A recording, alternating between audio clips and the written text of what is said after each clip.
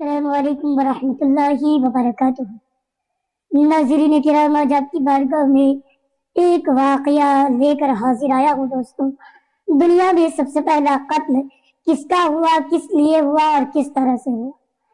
دوستوں، حضرت عبداللہ بن عباس و دیگر صحابہ کرام رضی اللہ تعالی عنہم بیان کرتے ہیں کہ جب حضرت آدم علیہ السلام اور حضرت حوا علیہ السلام کے یہاں ولادت کا سلسلہ شروع ہوا تو ان کے یہاں ہر بار ایک لڑکا اور ایک لڑکی پیدا ہوتے تھے۔ حضرت آدم کو یہ حکم تھا کہ ہر لڑکے کی شادی دوسرے لڑکے کے ساتھ پیدا ہونے والی لڑکی سے کریں اور دوسرے پیدا ہونے والے لڑکے کی شادی پہلے لڑکے کے ساتھ پیدا ہونے والی لڑکی سے کریں۔ حضرت آدم علیہ السلام کے یہاں ایک مرتبہ قابل اور اس کی بہن پیدا ہوئی اور دوسری مرتبہ حابل اور اس کی بہن پیدا ہوئی۔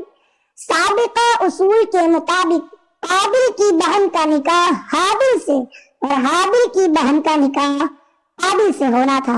اتفاقی طور پر قابل کی بہن حابل کی بہن کی نسبت زیادہ خوبصورت تھی، اس لیے قابل نے چاہا کہ اس کی شادی حابل کی بہن کے بجائے خود کی اپنی ہی بہن سے ہو جائے۔ حضرت آدم علیہ السلام نے قابل سے کہا کہ اپنی بہن سے حابل کو نکاح کرنے دو، لیکن قابل نے انکار کر دیا اور سمجھانے کے باوجود اپنی ہی بہن سے خود نکاح کرنے پر اصرار کیا۔ حضرت آدم علیہ السلام نے ان دونوں سے کہا کہ تم اللہ تعالی کی راہ میں بطور نذرانہ قربانیاں پیش کرو، جس کی قربانی قبول ہو جائے گی وہی حق پر ہوگا۔ حابل بکریاں پالتا تھا، اس نے ایک موٹی تازی بکری قربانی کے لیے چنی اور قابل کھیتی باڑی کرتا تھا، اس نے گھٹیا قسم کا اناج اللہ تعالی کی راہ میں پیش کیا۔ دونوں نے اپنی اپنی قربانیاں میدان میں رکھ دی۔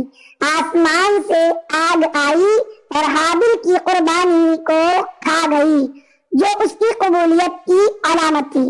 یعنی پہلے اگر کسی کو قربانی قبول ہوتی تو آگ آ کر اسے لے کر چلی جاتی۔ قابل کی قربانی جب قبول نہیں ہوئی تو اسے غصہ آیا اور اس نے اپنے بھائی حابل کو قتل کر ڈالا۔ جب حابل قتل ہو گئے تو قابل نے کھلے آسمان کے نیچے ان کی لاش رکھ دی، اس لیے کہ اسے دفن کرنے کا طریقہ معلوم نہ تھا۔ آخر کار اللہ تعالیٰ نے دو قبضے بھیجے، ان میں سے ایک نے دوسرے کو مار دیا، پھر چاک سے گھڑا کھود کر مرے ہوئے قبضے کو اس میں ڈال کر اوپر سے مٹی ڈال دی۔ قابل نے جب اپنی آنکھوں سے یہ ماجرا دیکھا تو شرمندہ ہو کر کہنے لگا